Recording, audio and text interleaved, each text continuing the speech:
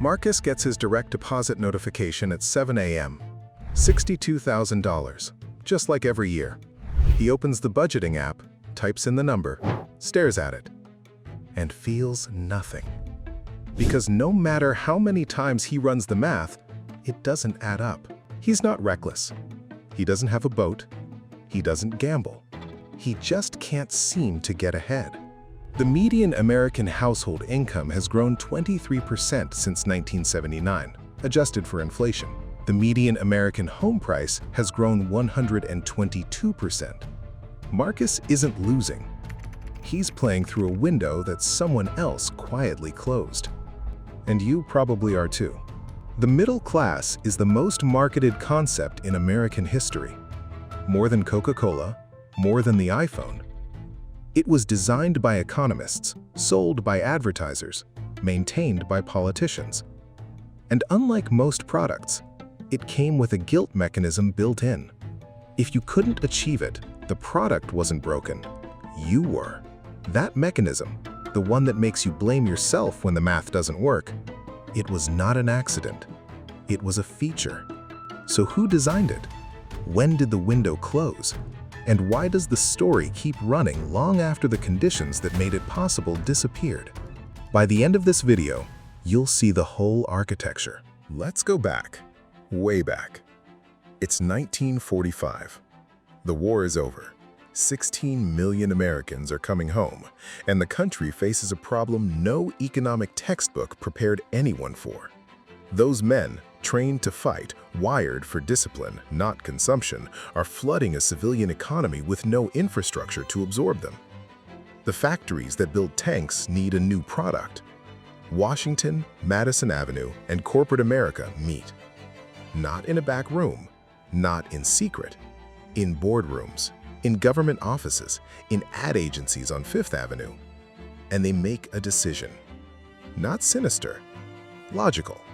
They won't just give these men jobs. They'll give them an identity. The identity of the consumer.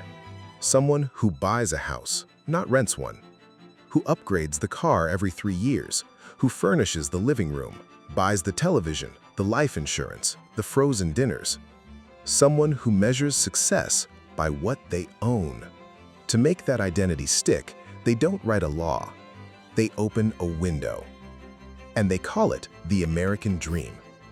Work hard, good job, house, family, car, retire at 65, you earned it. It isn't sold as a product. It's sold as a moral value. If you work hard enough, you deserve this. If you don't have it, you probably haven't worked hard enough. The dream isn't a marketing campaign. It's a behavioral operating system. Installed in an entire generation, including Marcus's grandfather, including yours. For about 20 years, it works. Wages rise, pensions are real. A man with a high school diploma buys a house, raises 3 kids, retires with dignity. Your grandfather probably did exactly that. Everything you just heard sounds like the setup to a conspiracy theory. It's also completely, verifiably, historically accurate. The window was real, the conditions were real, and the people who built the window knew from the beginning it wouldn't stay open forever.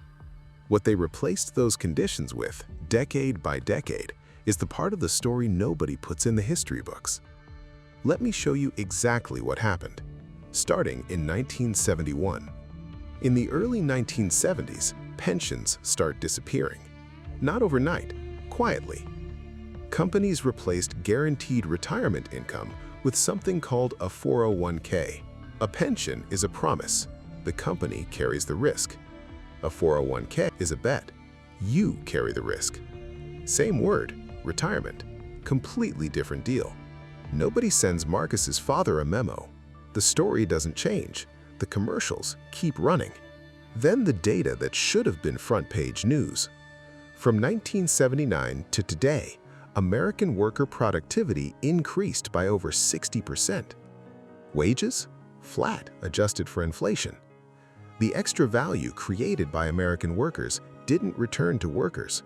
It went to shareholders, to buybacks, to compensation packages worth hundreds of millions of dollars. Marcus works more than his grandfather did, produces more, earns the same purchasing power. The myth said effort equals reward. The economy said ownership equals reward. Those are not the same sentence. Then full-time jobs with benefits become gig work with nothing. The language stays aspirational, flexibility, freedom, be your own boss. Freedom without a safety net isn't freedom. It's risk, transferred from the balance sheet to Marcus, to you. And then the shift that quietly ended the dream for more Americans than any recession. Housing. In 1985, the median American home cost roughly 3 times the median annual salary. Today, 6 to 8 times. In many cities, more. That gap isn't inflation. You are no longer competing against other families for a home. You are competing against institutional investors, against hedge funds, against corporations whose legal obligation is to treat your future home as a financial asset, not a place to live. The game didn't just get harder. The other team became something that didn't exist when the rules were written. And through all of it, every shift, every substitution, every redesign, the story didn't change. The commercials kept running. The movies kept showing the house, the promotion, the happy ending. The window was closed.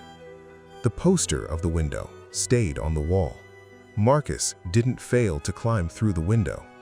The window was painted shut before he was born. And while all of this was happening, the guilt mechanism was running. You fall behind? The system has the explanation ready. You didn't work hard enough. You made bad choices. You weren't disciplined enough. Structural failure, repackaged as personal failure. So instead of questioning the window, you questioned yourself. I almost didn't make this video, because when I started pulling on this thread, I didn't want to believe the mechanism was that deliberate. But the data is real. And this part is the hardest to sit with. The myth wasn't just sold to you. It was sold through you. Every time you looked at someone struggling, someone not keeping up, and thought, they just didn't try hard enough, you became a distributor, unpaid, unaware. A myth that its own victims defend never needs protection. The guilt mechanism didn't just stop people from questioning the system. It turned them into its sales force. So where does that leave Marcus? Where does it leave you? Remember that budgeting app? The number that didn't move. The problem was never the number. The problem was the window. You can't climb through a window that's been painted shut, but you can stop blaming yourself for not fitting through it. And you can start building a door. 2 things. Concrete. Stop measuring your progress against a blueprint built for a different era. The house, the car, the retirement at 65. That was a product designed for a specific economic window. Your version of financial stability gets to look different. That's not compromise, that's precision. And start thinking in assets, not income alone. The system was redesigned to reward ownership. The shift from pension to 401k, from stable employment to gig exposure, from affordable housing to institutional competition, all of it points in the same direction. That's not a reason for despair. It's a map, a real one. That's what Money Myth is about. Not fear, not outrage, precision. Every week, we take a financial belief that millions of people hold without questioning, and we run it through the evidence. Because the most expensive thing you can own is a belief that was never true. If this video changed the way you see something you thought you understood, subscribe to Money Myth, because we're just getting started.